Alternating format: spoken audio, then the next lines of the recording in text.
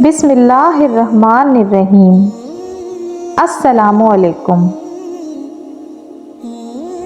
یہ واقعہ حضرت محمد صلی اللہ علیہ وآلہ وسلم کی لاڈلی بیٹی حضرت فاطمہ علیہ السلام کا ہے۔ حضرت بی بی فاطمہ کی جب ولادت ہوئی تو اللہ تعالیٰ کا ایسا معجزہ ہوا کہ جس کو سن کر آپ بھی حیران رہ جائیں گے۔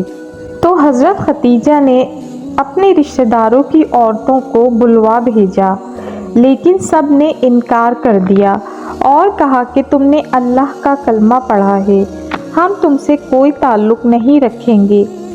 یہ سب سن کر حضرت خدیجہ بہت پریشان ہوئیں اور اداس ہو گئیں۔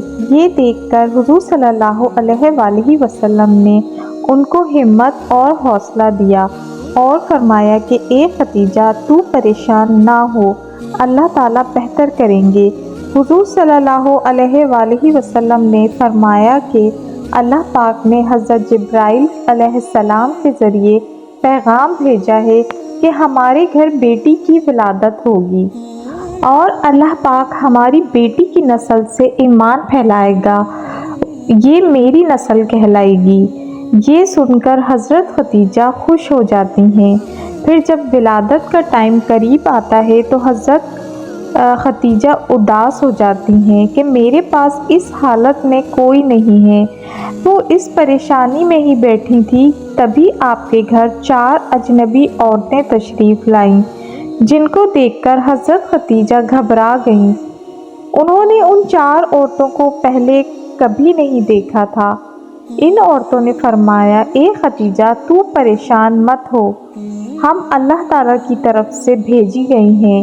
روایات میں سے ہے کہ جب حضرت فاطمہ کی پیدائش ہوئی تو ان کے چہرے پر اتنا نور تھا کہ جس کی چمک مکے کے ہر گھر میں پہنچ گئی تھی، اور دنیا کا ایسا کوئی کونا نہیں بچا تھا جس پر حضرت بی بی کے چہرے کی چمک اور روشنی نہ پڑی ہو۔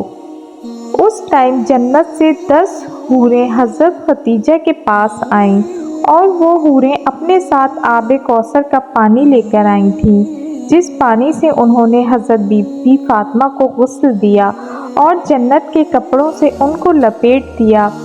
اس کے بعد آسمان پہ ایسا نور ظاہر ہوا جو فرشتوں نے کبھی نہیں دیکھا تھا۔ 4 عورتیں جو پہلے آئی تھیں، ان عورتوں نے حضرت بی بی فاطمہ کو حضرت خدیجہ علیہ السلام کی گود میں دیا اور فرمایا، یہ آپ کی بیٹی طاہرہ ہے، یہ آپ کی بیٹی پاک ہے، اللہ تعالیٰ ان کی نسل میں برکت دیں گے۔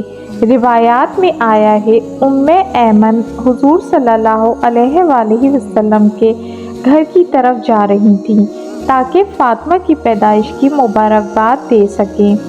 راستے میں انہیں ایک عورت ملی جو کہنے لگی، اے ایمن، تم اتنی تیزی کے ساتھ کہاں جا رہی ہو؟ تو ایمن نے فرمایا کہ میں ہمارے پیارے نبی صلی اللہ علیہ وآلہ وسلم کو مبارکباد دینے جا رہی ہوں، ان کے گھر میں بیٹی کی پیدائش ہوئی ہے، چوتھی بیٹی کی پیدائش ہوئی ہے۔ وہ عورت یہ سن کر کہنے لگی کہ چوتھی بیٹی کی پیدائش کا سن کر ان کا کیا رد عمل ہوگا؟